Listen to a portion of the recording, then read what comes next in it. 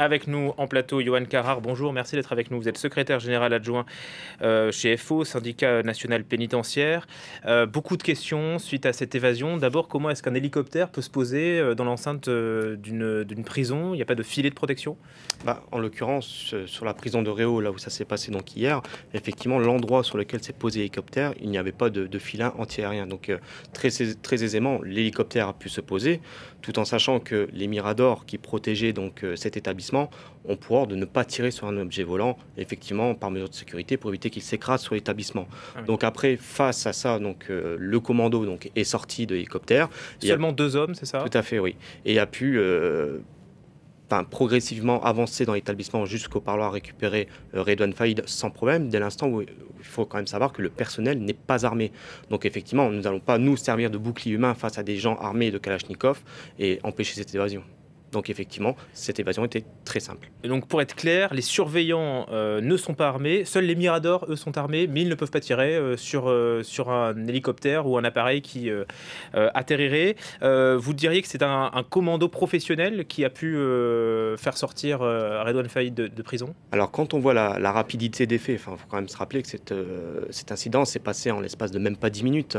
Donc l'hélicoptère est arrivé, s'est posé, savait où il allait se poser, connaissait déjà son cheminement pour aller jusqu'au parloir. Donc il est passé quand même par un chemin d'intervention qui effectivement n'est pas un chemin que l'on prend nous personnels tous les jours, a cisaillé plusieurs portes très rapidement avec une meuleuse, savait où se trouvait le détenu et sont ressortis très rapidement. Et après donc effectivement ils ont brûlé l'hélicoptère et le véhicule emprunté. Donc oui, on est face à un commando professionnel qui savait où il allait, ce qu'il devait faire et dont la rapidité a été avérée. Est-ce qu'on peut imaginer que ces deux hommes armés aient pu bénéficier de complices à l'intérieur de la prison? Alors, l'enquête nous le dira, mais effectivement, c'est un raccourci assez rapide en disant qu'effectivement, il peut y avoir des complices internes. Malheureusement, sur l'établissement de Réau, il n'y a pas spécialement besoin de complices internes. On avait quand même démontré qu'il y avait eu des vols de drones, justement, qui ont pu faire ce repérage de cheminement. Et puis, vous allez tout simplement sur Internet, vous tapez prison de Réau, et vous verrez, vous allez pouvoir trouver très facilement les plans de l'établissement. Donc, le circuit à emprunter était trouvable très facilement pour quiconque voulait le savoir. Vous évoquiez aussi la présence de drones ces derniers jours au-dessus de la prison. Est-ce que vous avez alerté les autorités? Alors, ce qu'il faut savoir, c'est que cette présence de drones, elle existe sur beaucoup d'établissements.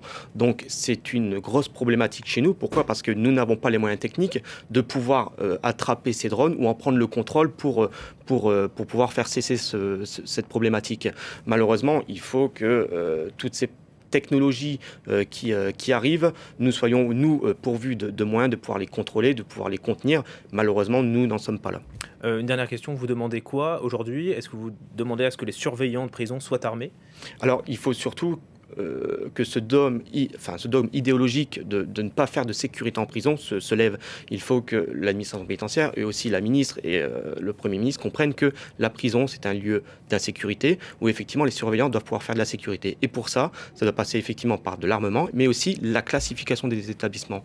Il faut arrêter de mélanger tous les détenus de différents profils entre eux. Il faut des prisons très sécuritaires, mais aussi des prisons pratiquement à ciel ouvert pour les détenus tournés vers la réinsertion. C'est toute une politique carcérale à Et quand revoir. on connaît le profil de Redouane Faïd, on aurait pu imaginer qu'il aurait pu être incarcéré dans une prison un peu plus sécurisée. Et là, tout est le Ouais. problème. Donc, deux choses, les filins et effectivement la présence de ces détenus dans cet établissement qui, pour nous, ne devait pas y être. Merci beaucoup, Yohann Carrare, secrétaire général adjoint pour FO, Syndicat national pénitentiaire, pour vos explications.